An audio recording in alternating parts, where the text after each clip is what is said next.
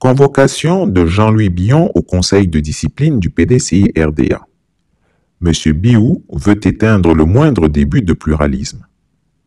À vrai dire, je ne fus point surpris lorsque je vis dans la foulée une convocation émanant du conseil de discipline à l'endroit de l'honorable Jean-Louis Billon, à l'effet de répondre des actes d'atteinte à l'unité du parti et à ses intérêts, ainsi que d'insoumission aux décisions du parti. Directement, j'ai pensé à la suite logique des choses, après le putsch opéré par Biou pour prendre la tête du PDCI-RDA. En effet, M. Biou est parvenu à se faire élire président du vieux parti le 22 décembre 2023, après avoir piétiné plusieurs dispositions du dit parti pour atteindre son but.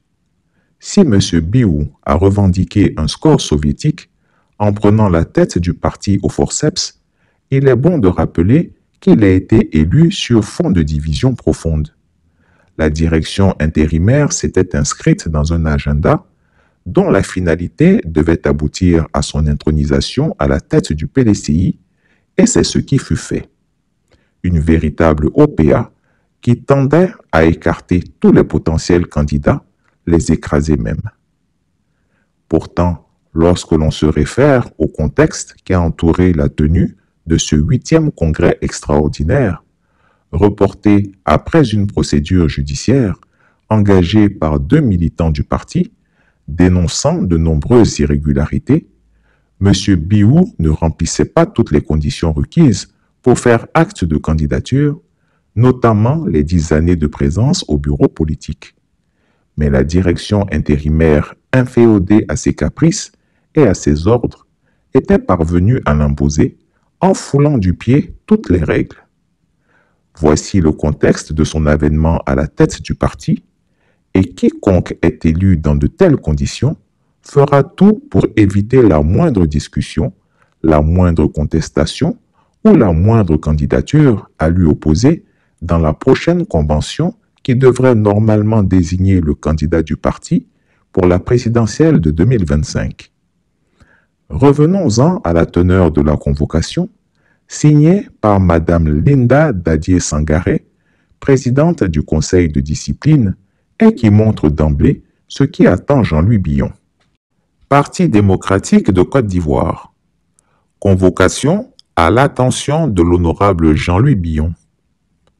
Vu les statuts et règlements intérieurs du PDCI-RDA, vu le rapport du 8e congrès extraordinaire du 22 décembre 2023, vu la décision numéro 44-2024/BP/CAB du 28 octobre 2024 portant nomination des membres du conseil de discipline du PDCI-RDA, vu la saisine du secrétaire exécutif, chef du secrétariat exécutif, en date du 14 octobre 2024, vu les auditions des plaignants primaires du 21 novembre 2024, vu les conclusions du conseil de discipline en ses sessions disciplinaires des 19 et 26 novembre 2024, le conseil de discipline et de l'ordre du Bélier en sa session du 26 novembre 2024 et conformément aux articles 90 des statuts, 111 et suivants du règlement intérieur du PDCI-RDA, convoque M.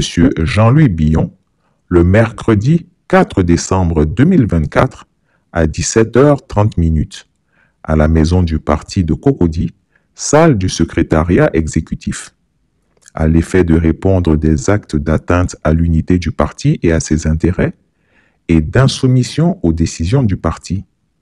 Il vous est loisible de vous faire assister par un avocat ou tout militant de votre choix, membre du bureau politique. Fait à Abidjan, le 27 novembre 2024, signé Maître Linda Dadier-Sangaré, président du conseil de discipline. Le vieux parti est-il en train d'annoncer les couleurs de la suspension, puis de l'exclusion de M. Jean-Louis Billon du PDCI-RDA? Ne serait-ce pas également un signal fort à tous les cadres du parti tentés de contester l'autorité de M. Biou? En tout cas, dans le sigle du PDCI version M. Biou, le D ne signifie plus démocratique, mais dictatorial, car cette convocation de Jean-Louis Billon est une honte et un véritable pied de nez à tous ceux qui ont donné leur sang et leur sueur pour que ce parti devienne le pilier de la démocratie ivoirienne. En instrumentalisant les organes disciplinaires du parti pour écarter ses adversaires internes, M. Biou va définitivement offrir le PDCI au profit du RHDP. Jean-Louis Billon n'est pas n'importe qui, et il a tout de même fait ses classes pour mériter un traitement digne et non celui d'un simple militant de base, compli à sa volonté. Avec son ego surdimensionné, M. Biou sacrifie l'unité du parti sur l'autel de ses propres intérêts personnels et de son agenda politique. Pour rappel, du vivant du président Henri Konan Bédié, Jean-Louis Billon avait également manifesté sa volonté d'être candidat à la présidentielle de 2020 sans que cela ne lui ait valu une fatwa ou un quelconque conseil de discipline. Si Jean-Louis Billon avait pu afficher ses ambitions face à l'immense Henri Konan Bédié sans conséquence pour lui et pour le parti, cela illustre l'esprit démocratique du PDCI à cette époque. Le dialogue avait prévalu et tout était vite entré dans l'ordre malgré les sorties fortement médiatisées de Jean-Louis Billon. Mais aujourd'hui, à l'ère de M. Biou, c'est bien tout le contraire. Quiconque ose parler est écarté. Ce ne sont plus les cadres du PDCI qui dirigent le parti, mais un club de soutien à M. Biou qui en a pris les rênes. Un petit comité de zélés se voit déjà dans les ors du palais, roulant en carrosse et dormant dans les strass et paillettes. En attendant de voir ce que donnera cette convocation au conseil de discipline du PDCI RDA à l'encontre de Jean-Louis Billon, Chris Yapi invite tous les militants du PDCI, tous les Ivoiriens ainsi que les observateurs de la vie politique à une réflexion. S'il s'agissait seulement d'appliquer les textes du parti, M. Biou aurait-il pu être aujourd'hui président du PDCI?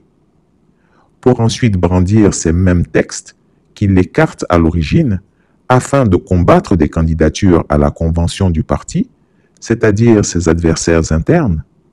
Comme l'a si bien dit un célèbre homme politique, on n'a pas supprimé la dictature du prolétariat pour avoir celle de l'actionnariat.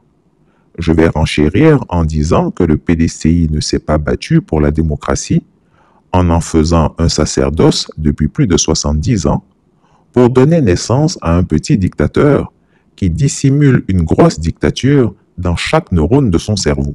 Il y a ce qu'on appelle là, le downside et l'upside, ceux qui les anglo-saxons savent ça, et je pense que culturellement, on est trop orienté vers le downside. Chaque fois que vous appelez quelqu'un pour lui poser quelque chose, son premier réflexe, c'est de penser, ah si ça va pas, et si ça va pas de travers,